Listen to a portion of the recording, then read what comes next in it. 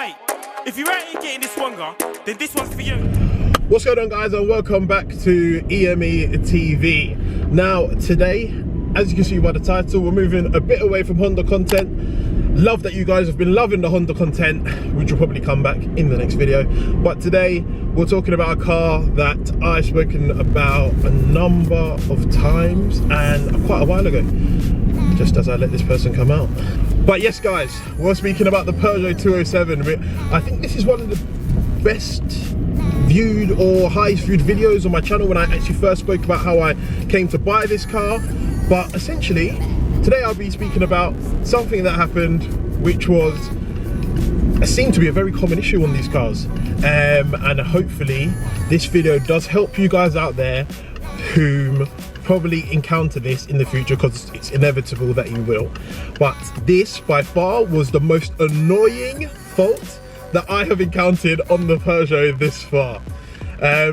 But yes, so exactly what happened? What happened was, actually, I don't even talk about what happened. I'm gonna try and put a clip of the actual fault on the screen now.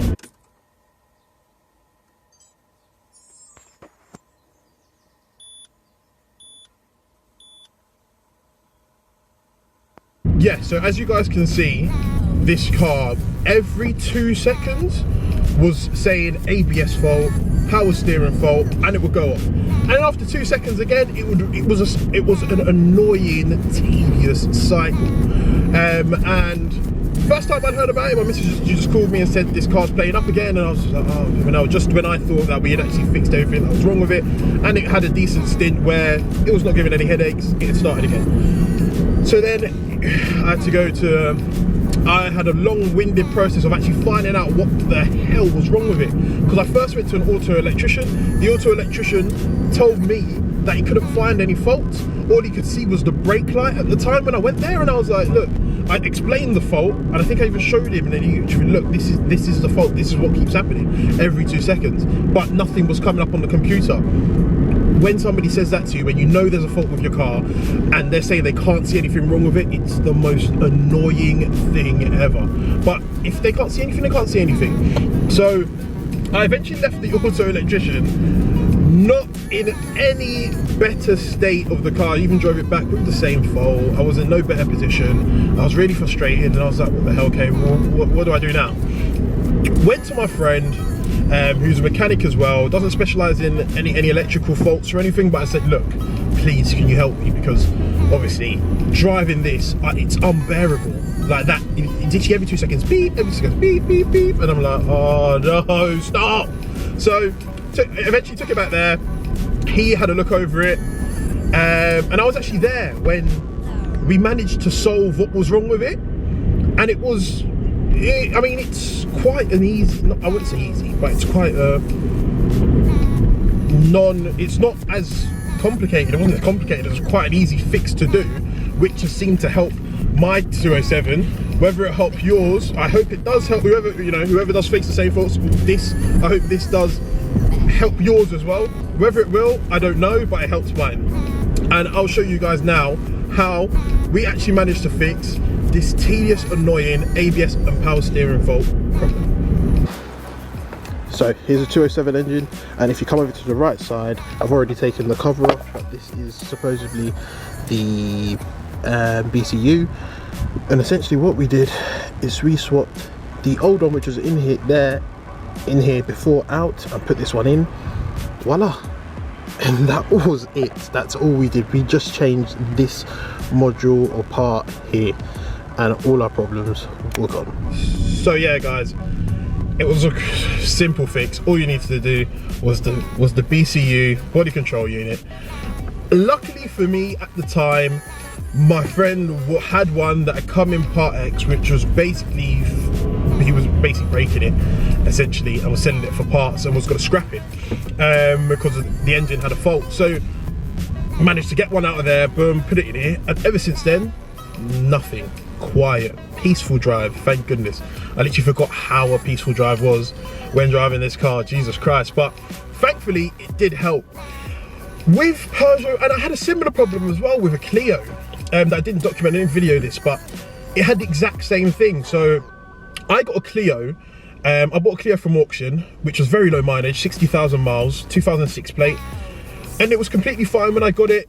Everything was good. I mean, I got a bit of bodywork done on the rear quarter panel on the passenger side, and the rear glass had smashed, so I'd got that repaired and I was driving it for a bit. And one day I just came back to the car and it wouldn't start. Then I thought, you know, what the hell's going on? Why isn't it starting? It would turn over but not start. Very strange. So I was like, okay, this is a low mileage car. I doubt it's anything to do with the engine. What the hell's wrong with this now? So I've gone now. I've gone to an auto electrician who said that they couldn't find. No, sorry, that's not what happened. What happened was I eventually got the car to start.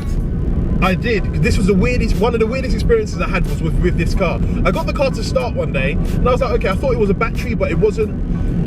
All of a sudden, I used to take the key out of the ignition, but the engine would stay on.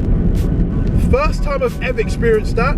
One of the weirdest things I've experienced. I would literally take the key out of the ignition and the engine's still on. Why is the engine still on? So I thought it was something to do with this sort of ignition barrel or something like that. But I was like, it was completely fine before. So why is this automatically just come up in sort of the thin air? Like, why is it just popped up out of the blue? Very strange. So I was like, all right, fair enough. Took it to an auto electrician, because at the time, my airbag light wasn't showing when I was driving the Renault Clio around beforehand, but as soon as this whole thing started, the airbag light just started flashing and the airbags had not gone off. It was a completely fine car. All it was a bit of bodywork on the passenger side. So I was like, no, there's something probably electrical wrong with this car. Went to, I went to the auto electrician. They looked over it. Again, BCU. And what it is when I usually get cars, when I do, you know, trade vehicles, I obviously get them washed. I do a mini valet inside out, and then obviously wash the engine bay as well. And water had got into the BCU just as this one. So it seems like that is a common issue for random electrical faults to start happening with these French cars. Because with me, it's always been Peugeot and Renault. And I haven't even touched Citroën because I've heard of stories that other traders have had.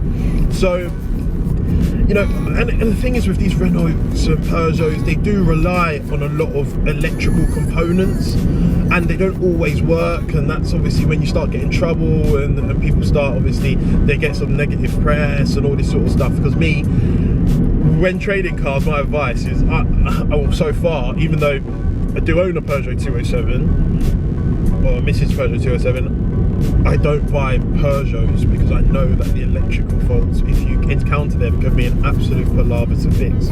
So, and you know, same with Citroën, same with Renault.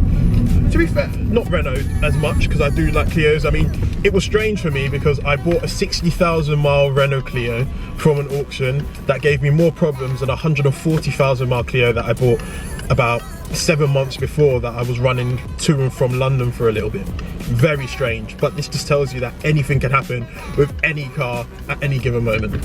But yeah, I hope this video helps anybody else out there that is having these problems with the ABS and power steering fault in your 207. Because when I even looked online, I used to do a lot of research because nobody could find the fault with the car. It was very, very frustrating for me.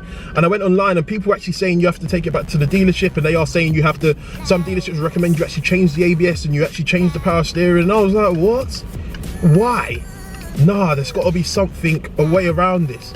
And if you guys have encountered this problem, please let me know what you actually did to solve it. If you have solved it, please do try the BCU, changing the body control unit from a different 207. Hopefully that does help. But I hope that this video has helped any of you out there that have experienced what I experienced. Because trust me, it's not a pleasant experience. I wouldn't even recommend this on my worst enemy, because it was one of the most painful drives you could ever imagine. Just every 2 seconds, it's just start getting headaches and stuff every day. But no, guys, I hope you've enjoyed the video. Thanks a lot for watching. Your support is much appreciated as always. Please like, comment, subscribe as well if you like this sort of content, and I'll be back soon with more on the way. Take care, guys. Peace. Mate, if you ain't getting this one, then this one's for you.